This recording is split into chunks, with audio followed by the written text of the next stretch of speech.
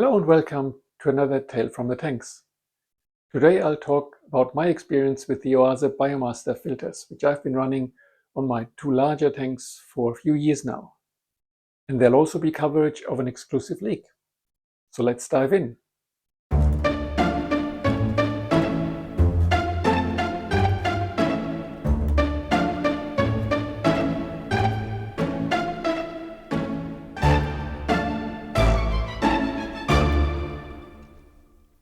So I won't be showing the unboxing and installation of this external filter here. There's plenty of videos out there doing that. Instead, I'll focus on my experience over the years with the use of these filters. I've hesitated considering external filters for a long time, for the somewhat irrational fear that the moment I let water be transported via a hose to a contraption outside the tank, I will inevitably invite leaks and flooding disasters. While this can occur, and I had a few close calls, this was never an issue with the concept as such of having an external filter, but the result of oversights on my part during maintenance, as you will see later in this video. To me, the benefits far outweigh the risks, as has been confirmed through long-term use. I've been running both the BioMaster thermals, that's the version with the inbuilt heater, a 250 and a 350, for tanks with a volume of 94 and 120 liters respectively. They perform flawlessly over several years now. Now, for those size tanks, filters of this size seem a little overkill, with the model numbers indicating the maximum aquarium size they're designed for. But, as I discussed in another of my videos, I like to overfilter and understock my tanks so maintenance effort is minimized. What made me choose these filters were some features that, in that combination, I couldn't get from competing products, namely both the option to integrate a heater in the filter and a pre-filter that can be maintained without taking the main filter apart. Note that there's now an updated version 2 of these filters available, with redesigned pre-filter tube, improved impeller head for quieter still operation, and enhanced in-outlet tubes. Here's what the installation in my tank looks like at the moment. Both the outlet and the inlet of this filter are adjustable, and it comes with a very handy long spray bar. To the right, where the hoses connect to the filter together with the locking mechanism, and to the left the pre-filter with the priming pump. They employ a nice color scheme where all the parts that you should manipulate in one way or another are blue and everything else is brown.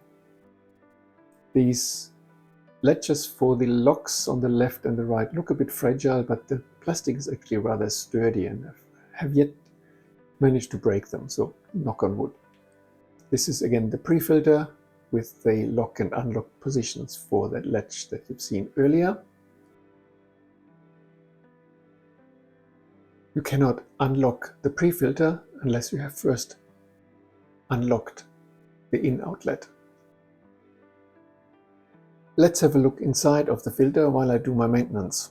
I have settled on a frequency of cleaning the pre-filter once a month and the main filter every 3 months.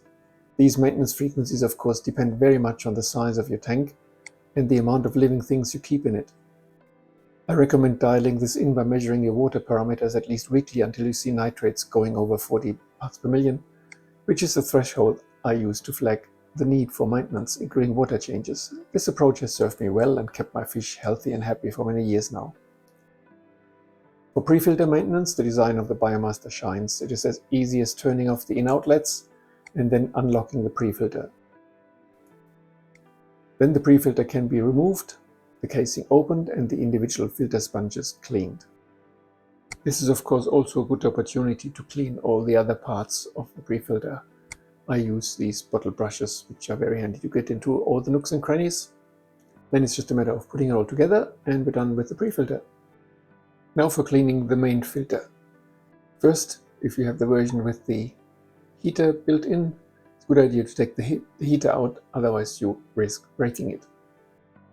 Then it's a matter of opening those 4 latches and lifting the power head. You can also see there's the impeller, which we come to cleaning later.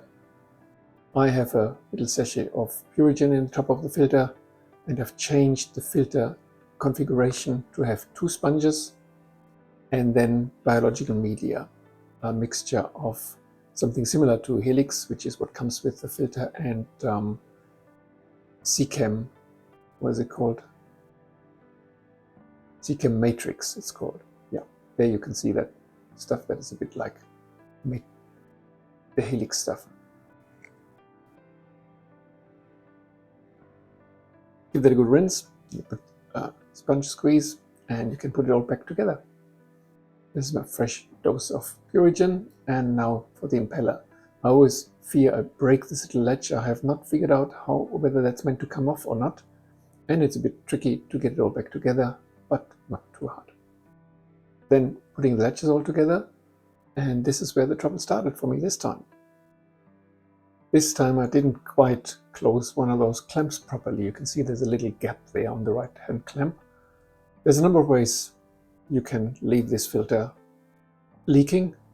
One is not putting the heater back properly, fully screwed in. Another one is not watching that the seals sit properly, either for the pre-filter or for the main filter compartment. So it's always a good idea to check that and double check that. Me being paranoid with all this kind of stuff, I have installed my little leak detector, and that actually alerted me quite nicely this time. So the pre-filter goes back in here with the little latch to the back, and checking its seating and locking it. That all went without a hitch. And then the in and outlet goes back in as well once we have it heaved back into its compartment. I have a little tray in which the filter sits, within which then this leak detector also is located. So if something leaks and the leak detector indicates that, as you will hear shortly, then I have a bit of time to actually figure out what to do next in the panic before the living room gets flooded.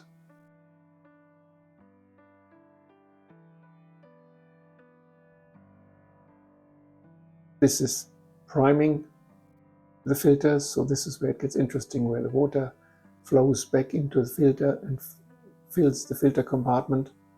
That takes about a minute to fill it all the way up. I like to check whether there's any leaks visible at this point in time, and I'm still not alert to the fact that the right hand latch is not completely closed.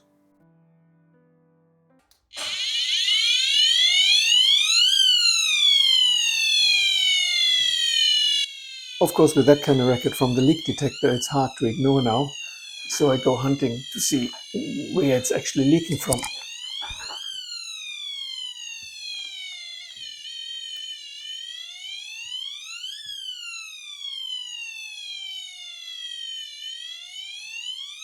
And eventually I figure what's going on, which means the whole thing needs to come out again in a hurry, because of course the water is starting to collect in that little tray now. I dry off the leak detector to stop the noise and take the whole thing out, which is now dripping everywhere, of course. And it's very easy to fix, of course, to get this into the right position.